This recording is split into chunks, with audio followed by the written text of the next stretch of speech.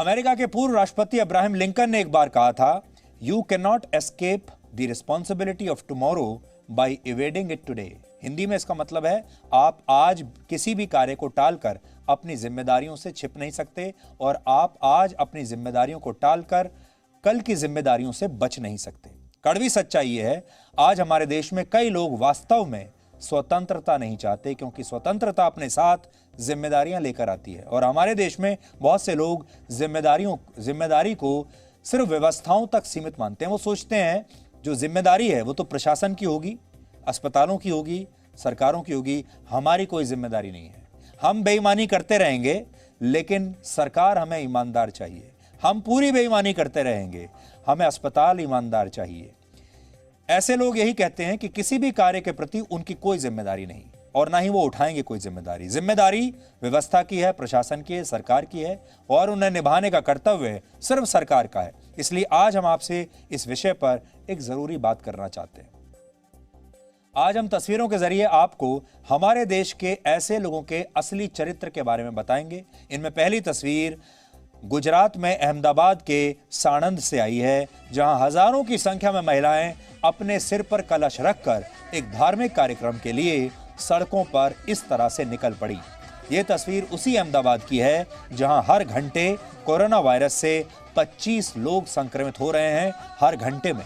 लेकिन इन तस्वीरों को देखकर ऐसा लगता ही नहीं कि अहमदाबाद में या गुजरात में हालात इतने खराब हैं। इन तस्वीरों को देखकर आपको ऐसा लगेगा जैसे शायद ये 2-3 साल पुरानी तस्वीर रही होंगी, जब किसी ने कोरोना वायरस का नाम भी नहीं सुना होगा। कोई सोशल डिस्टेंसिंग नहीं है, कोई मास्क नहीं है। आप देख लीजिए, पुलिस ने धार्मिक कार्यक्रम के नाम पर भीड़ जुटाने के आरोप में 25 महिलाओं को गिरफ्तार भी कर लिया है।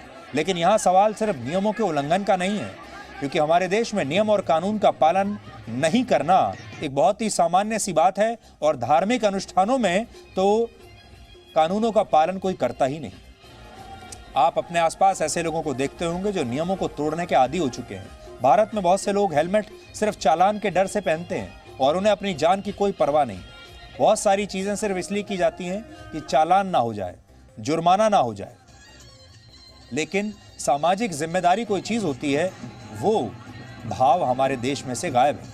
आप कह सकते हैं ये वो लोग हैं जिन्होंने ये सोच लिया है कि संक्रमण को रोकने का काम सिर्फ सरकार का है और इनकी अपनी कोई जिम्मेदारी नहीं।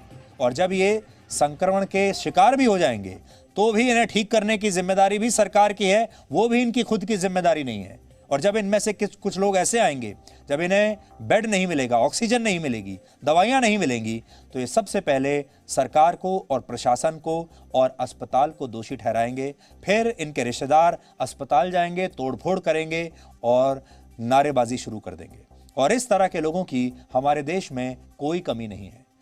अब दूसरी तस्वीर देखिए। ये तस्वीरें उत्तर प्रदेश के फिरोजाबाद से आई हैं, जहां एक महिला को अपने कोरोना संक्रमित पति की लाश ई रिक्शा पर लेकर जानी पड़ी। देखिए, ई रिक्शा पर यह महिला अपने पति की लाश लेकर जा रही है। क्यों लेकर जा रही है? क्योंकि इस महिला से एम्बुलेंस का किराया बर्दाश्त नहीं हुआ, क्योंकि एम्बुलेंस वाला बहुत किराया मांग रहा था। मजबूरी का फायदा उठाने वाले ये वो लोग हैं जो अपनी जिम्मेदारियों का गला कब का घोंट चुके हैं और जो अपने ईमान को भी बेच चुके हैं। एम्बुलेंस वाले आजकल मुंह मांगे दाम मांग रहे हैं, एक किलोमीटर के हजारों रुपए मांग रहे हैं। और इसलिए क्योंकि ये महिला एम्बुलेंस का पैसा नहीं दे सकती थी, एम्बुलेंस वाला बहुत ज्यादा पैसा मांग रहा था, लाश लेकर ऑटो रिक्शा में जा रही है। सोचिए, अगर संकट की इस घड़ी में देश का हर एक नागरिक अपनी जिम्मेदारी समझता तो क्या अहमदाबाद की सड़कों पर हजारों लोगों की भीड़ इकट्ठा हो पाती? और क्या फिरोजाबाद में लाश को इस तरह ई रिक्शा पर बांध कर ले जाना पड़ता? यह सब कुछ हुआ क्योंकि हमारे बीच में ही कुछ लोग ऐसे हैं जो अपनी जिम्मेदारियों को कूड़ेदान में डाल चुके हैं और इन्हें ना तो अपनी जान की फिक्र है, ना ही दूसरों की जान की फिक्र है।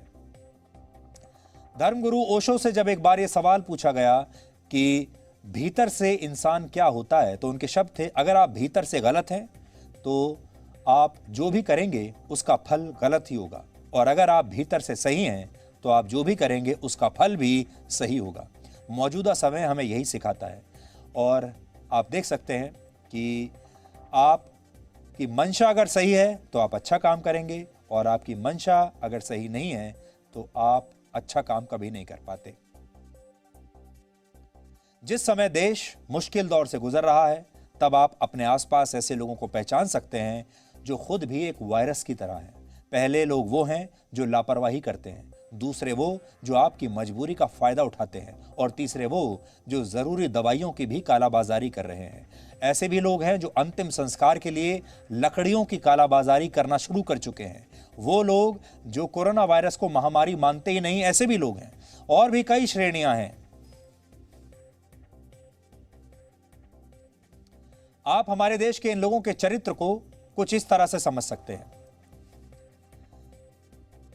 आप सबको पता है, ऑक्सीजन चेक करने के लिए घर पर सभी लोगों के पास पल्स ऑक्सीमीटर होना चाहिए। जब से आपने पल्स ऑक्सीमीटर खरीदना शुरू किया, तब से इसके दाम बढ़ गए। 800 से 1000 रुपए में ये मिल जाता था, लेकिन अब 3000 से 5000 रुपए भी देने पड़ रहे हैं।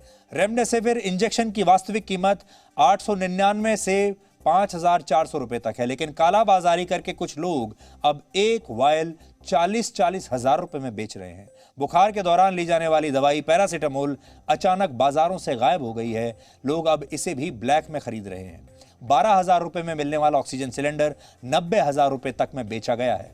एम्बुलेंस सेवा के नाम पर मनमानी हो रही है। दिल्ली में सिर्फ 2 किलोमीटर दूर जाने के लिए एक मरीज को 8,500 रुपए देने पड़े। सोचिए, ये हमारे ही अपने देश के लोग हैं। मरने के बाद जो कफन खरीदा जाता है, वो भी अब 500 से 1000 रुपए में मिल रहा है, जो पहले 50 से 100 रुपए में मिल जाता था। शमशान घाट में हर रोज इतने अंतिम संस्कार हो रहे हैं कि लकड़ियां कम पड़ रही हैं, और कुछ लोग इसका भी फायदा उठा रहे हैं। लकड़ियों के दाम बेतहाशा बढ़ चुके हैं। यही हाल कब्रिस्तान का है। वहां पहले एक कब्र खोदने के लिए 800 रुपए देने पड़ते थे, अब कब्र खोदने वाले 1500 से 2500 रुपए मांग रहे हैं। जब से डॉक्टरों ने बताया कि कोरोना से बचाव के लिए शरीर में विटामिन सी पर्याप्त मात्रा में होना चाहिए, तब से बाजारों में नींबू और संतरे जैसे फलों के दाम भी बढ़ गए हैं। भाप लेने वाला उपकरण, जिसकी कीमत मुश्किल से 350 रुपए भी नहीं थी, अब कई जगहों पर 1000 रुपए में बिक रहा है। यही हाल दवाइयों का है। बाजार में वो सब चीजें महंगी हो गई हैं जिनकी मांग इस समय ज्यादा है, या समझ लीजिए कि जिनकी आपको जरूरत है। अब आप सोचिए, ये लोग कौन हैं? ये लोग हमारे ही देश के लोग हैं, जो लालच से इस कदर संक्रमित हो चुके हैं कि इन लोगों ने अपनी जिम्मेदारियों को डस्टबिन में फेंक दिया है। इन लोगों ने सोच लिया है कोरोना से निपटना सरकार का काम है, व्यवस्था का काम प्रशासन का काम है। इनकी अपनी कोई जिम्मेदारी नहीं, और ये जहां भी हो सकेगा आपका खून चूस कर अपनी जेब भरते रहेंगे।